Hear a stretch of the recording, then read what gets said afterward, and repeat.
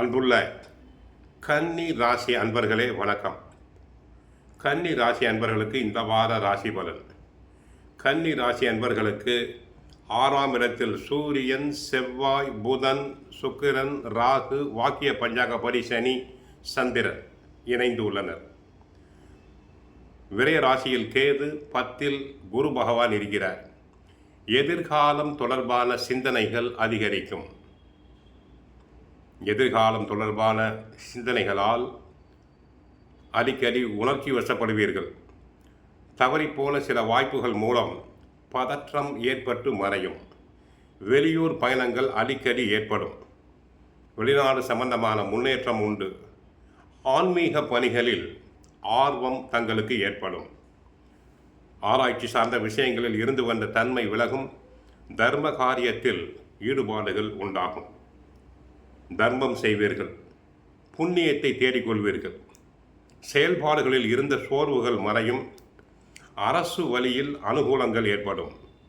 தற்சமயம் 6ஆம் இடத்தில் சூரியன் இருப்பதால் அரசு சம்பந்தப்பட்ட காரியங்கள் அனைத்தும் நல்ல விதமாக நடைபெறும். தன வரவுகள் மூலம் சேமிப்புகள் அதிகரிக்கும். உடன் பிறந்தவர்கள் ஆதரவாக இருப்பார்கள். இணைய துறைகளில் முயற்சிகளுக்கு ஏற்ப புதிய வாய்ப்புகள் கிடைக்கும். மனதில் இருந்த கவலைகள் அனைத்தும் குறையும். வியாபாரத்தில் சில நுணுக்கங்களை கற்றுக்கொள்வீர்கள். நண்பர்கள் வட்டாரத்தில் உங்களின் மீதான மதிப்புகள் அதிகரிக்கும். ஆக புண்ணிய காரியங்களை, தர்ம காரியங்களை செய்து தங்களுடைய பெயர் புகழை நாட்டிக்கொள்வீர்கள். 6ல் பல்வேறு கிரகங்கள் இருக்கின்றன. உங்களுடைய திறமையை அவைகள் அனைத்தும் அதிகரிக்கும். குறிப்பாக சூரியன், ராகு, செவ்வாய் முதலிய கிரகங்கள் உங்களுக்கு ஏற்படும் பகையை போக்கி நன்மையை அதிகரிப்பர். பகை என்பது மனதிலே உங்களை செயல்பட விடாமல் தடுக்கக்கூடிய தடைகளையும் எடுத்துக்கொள்ளலாம். வெற்றி ஒன்றையே இலக்காக கொண்டு செயல்படுவீர்கள். 6ஆம் இடம் வலுப்பட்டு இருப்பதால் சிலருக்கு கடன் பிரச்சனைகள் குறையும். கடன் தொந்தரவுகள் அனைத்தும் மறையும்.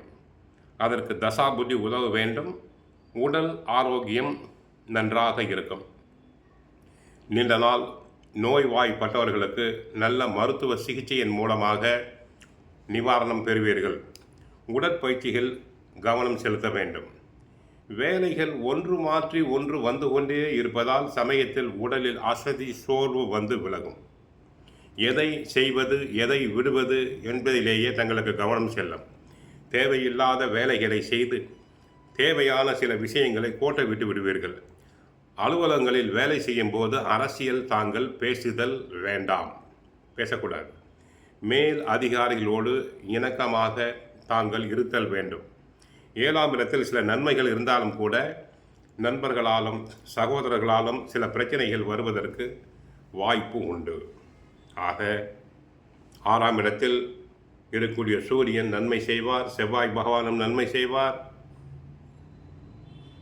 ஒரு சில கிரகங்கள் சாதகம், ஒரு சில கிரகங்கள் பாதகம். 10ல் குரு இருக்கிறார் என்பதை மறந்துவிட வேண்டாம். செலவு செய்யும் போது திட்டமிட்டு செலவு செய்யுங்கள். கோவிலுக்கு சென்றால் பெருமாளை வழிபடுங்கள். வாழ்க வளமுடன், மங்களம் உண்டாகட்டும்.